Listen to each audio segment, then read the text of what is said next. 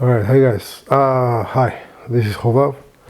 Today is January 25th, 2022. It's 2 a.m. here in Los Angeles. I'm like jet lagged as hell. So I thought I'd take this time to record this video. I want to talk today about an incident which took place in September 2018. An A320 of Air Arabia out of Sharjah airport in the United Arab Emirates. And to make a long story short, if you guys want to read the report, I'm going to put a link in the description of the video. But an A320 on a training flight, which is like an IOE, an initial operating experience for an FO, took off from Sharjah. Runway in use was 30, intersection takeoff. And what happened is that the crew taxied to the correct intersection, but instead of lining up with the left turn on runway 30, they lined up with the right turn and took off runway 12, which is about 1,000 meters instead of the 2,500 meters of runway they had on the left side. You can read all the details in the report, but I want to address three topics which arise from this report. Number one is the FO had, first officer, actually she was a second officer, had 159 hours, total hours, not on type, not in the company, but total flight hours. And that is perfectly fine. We're going to cover that. The second point I want to cover is the loss of situational awareness of both crew members and add a little bit of thoughts about what happened there. And the third, or last but not least, is try to analyze how come the commander, the captain, decided to continue the takeoff once he realized he was on the wrong runway. So we're going to start with a very little experience this second officer had. And the bottom line is that is perfectly in line with ICAO standards. A pilot's qualification is a series of licenses, a series of instructions, but they are basically based on four traits. One is basic aptitude, the other one is instruction, the third one is training, and the fourth one is on-job training flights, simulator flights, initial operating experience. Everything can be quantified. I mean, aptitude can be addressed during the screening process, and training, and the minimum training and minimum instruction is dictated by the authorities. The big variant is experience. How much weight do you give experience? Well,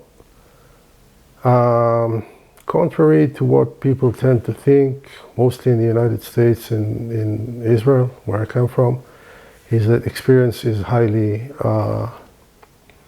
important. ICAO decided to go on a different route, and they basically chose instruction over an extended period of on-job training.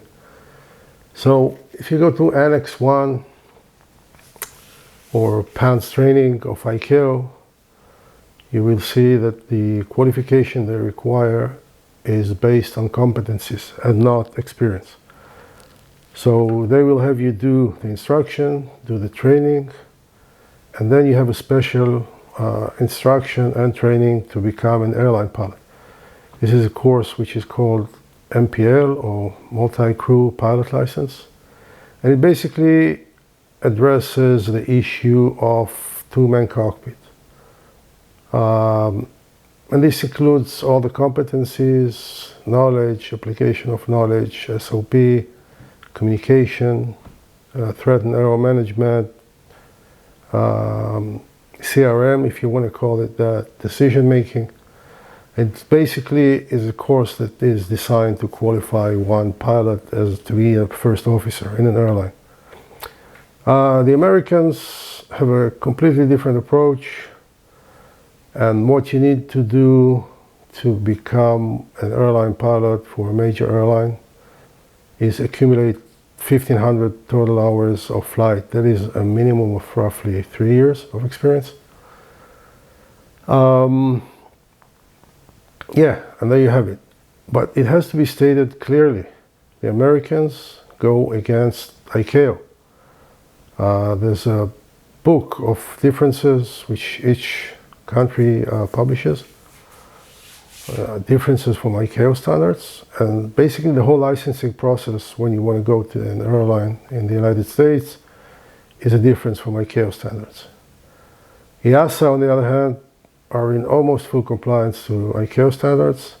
And like I said before, they go through the qualification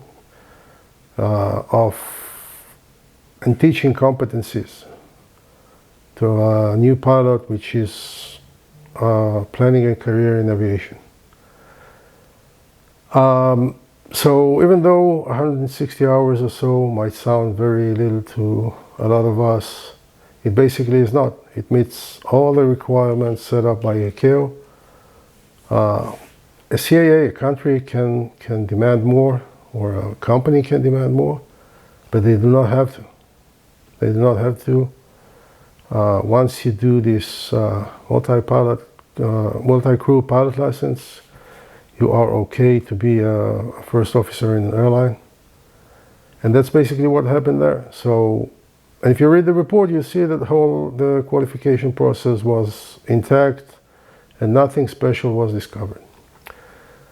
All right, that's about it regarding the minimum hours the FO had, 159 hours. But you have to remember, even though it qualifies and it meets all the requirements by ICAO and the GCAA, the CAA of the UAE, it still is very, very, very little experience. We must bear that in mind. This is part one. I'm going to stop here so the video is not too long, and I'll see you on the next one.